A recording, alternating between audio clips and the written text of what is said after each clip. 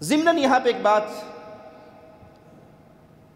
عرض کر دوں جو اکثر لوگوں کے لیے اہل بدعت کی طرف سے ایک شبہ پیدا کرنے کے لیے استعمال کی جاتی ہے۔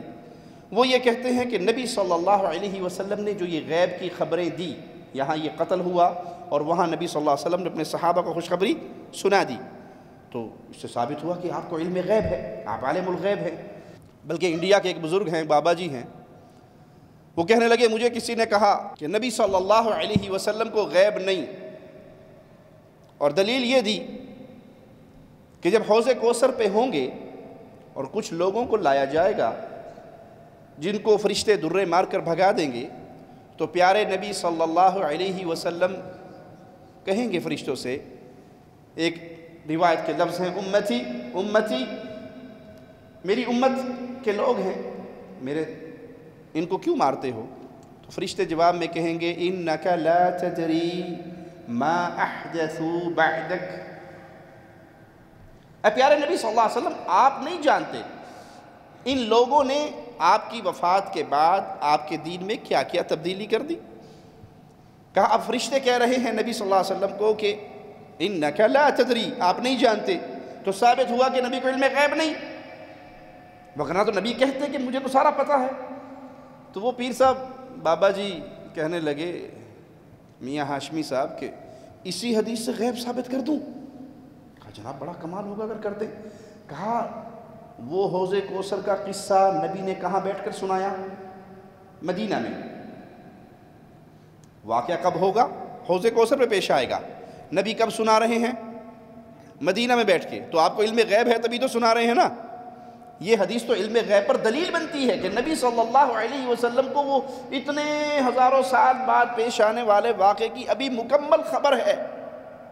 تو یہ دلیل ہے کہ اللہ کے نبی صلی اللہ علیہ وسلم آپ کو غیب کی ساری باتیں معلوم ہیں، اور جو کچھ جنت میں ہوگا، جو کچھ جہنم میں ہوگا، جو کچھ حشر میں ہوگا، جو قیامت سے پہلے ہوگا، وہ پیارے نبی صلی اللہ علیہ وسلم نے دنیا میں ہی بتا دیا۔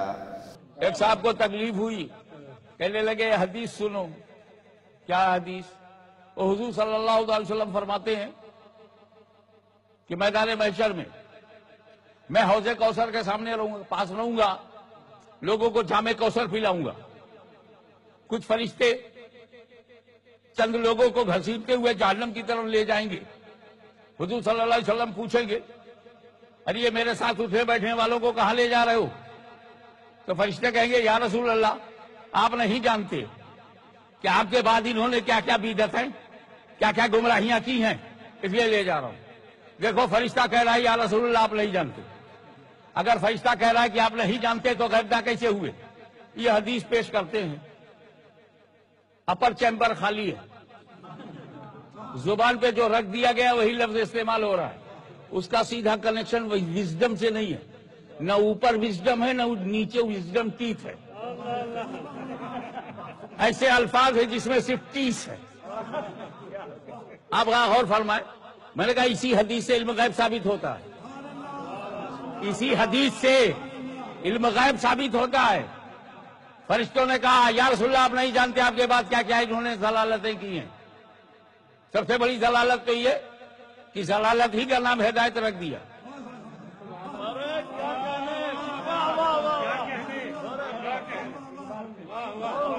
بڑی بڑی ضلالتیں کی ہیں، ان میں ضلالت یہ ہے کہ ضلالت ہی کو ہدایت سمجھتے ہیں۔ آپ کے بعد انہوں نے بڑی بڑی گمراہیاں کی ہیں، آپ نہیں جانتے۔ میں نے پوچھا یہ فرشتے کب کہیں گے؟ کب محشر میں کہیں گے؟ اور میں نے کہا نبی کب کہہ رہا ہے؟ مدینے میں کہہ رہا ہے، ابھی نبی مدینے میں ہے اور محشر کا واقعہ بیان کر رہے ہیں۔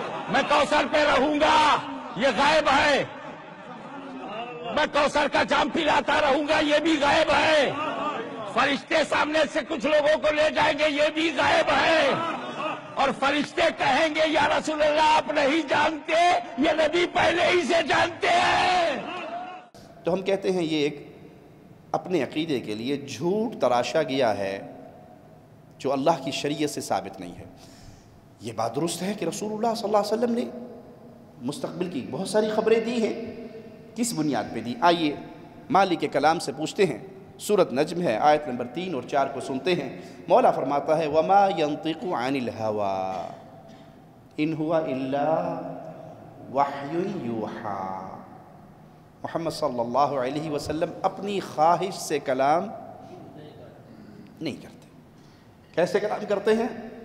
إِنْ هُوَ إِلَّا وَحْيٌ يُوحَىٰ، ان پہ وحی کی جاتی ہے، اس وحی کی بنیاد پہ اللہ کے نبی صلی اللہ علیہ وسلم اپنی امت کو خبر دیتے ہیں۔